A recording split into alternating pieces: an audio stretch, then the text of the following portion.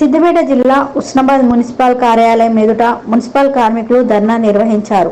కేంద్ర ప్రభుత్వం కార్మిక వ్యతిరేక చట్టాలను ఉపసంహరించుకోవాలని డిమాండ్ చేస్తూ సిఐటియు పిలుపు మేరకు దేశవ్యాప్త సమ్మెలో భాగంగా ఉస్నాబాద్ మున్సిపల్ కార్యాలయం ఎదుట ధర్నా చేపట్టామని కార్మికులు తెలిపారు. సమాన పనికి సమాన వేతనంలో భాగంగా తమ ఉద్యోగాలను పర్మనెంట్ చేసి 26,000 రూపాయల కనీస వేతనం ఇవ్వాలని డిమాండ్ చేశారు. కేంద్ర రాష్ట్ర ప్రభుత్వాలు ప్రవేశపెడుతున్న సంక్షేమ పథకాలలో కార్మికులకు ప్రత్యేక కోటాను కేటాయించి 25 లక్షల రూపాయల ప్రమాద బీమాను కల్పించాలని కోరారు. ఈ సమ్మెకు ఉస్నాబాద్ నియోజకవర్గ బీసీ సంక్షేమ సంఘ కన్వీనర్ పచ్చిమట్ల రవీందర్ గౌడ్ పాల్గొని కార్మికులకు మద్దతు నిలిచారు. ఈ కార్యక్రమంలో మున్సిపల్ కార్మికులు అధ్యక్షులు గడిపే సారయ్య, ప్రధాన కార్యదర్శి బూరుగు రవి, ఉపాధ్యక్షులు గడిపే ప్రశాంత్, కొండేటి సతీష్, మున్సిపల్ కార్మికులు పాల్గొన్నారు.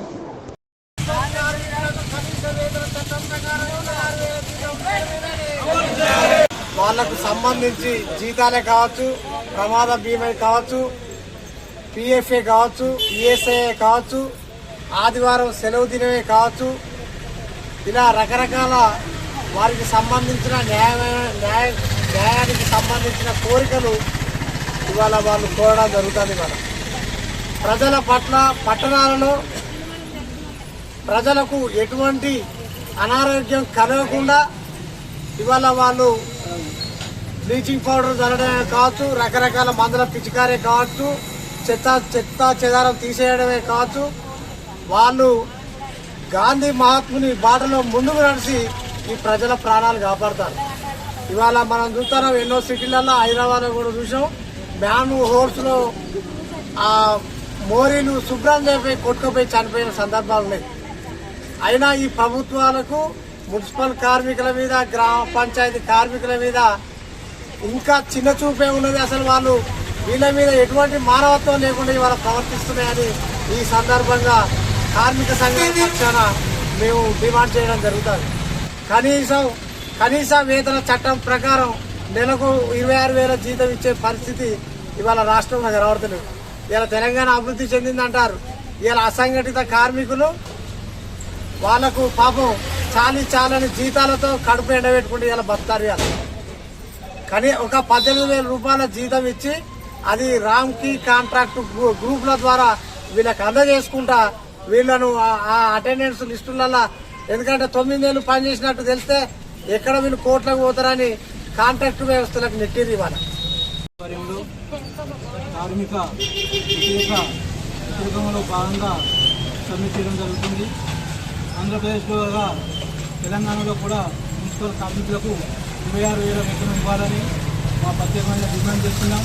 అలాగే కార్మికులు ఎవరైనా ప్రమాదంలో చనిపోతే 25 లక్షల బీమా ఇవ్వాలని ప్రధాన డిమాండ్లతో ఈరోజు ఈ సమ్మెలో పాల్గొనడం జరిగింది. ఉస్నాబాద్ మున్సిపల్ కార్మికులు దేశవ్యాప్త సమ్మెలో భాగంగా సమ్మెలో కూర్చోవడం జరిగింది.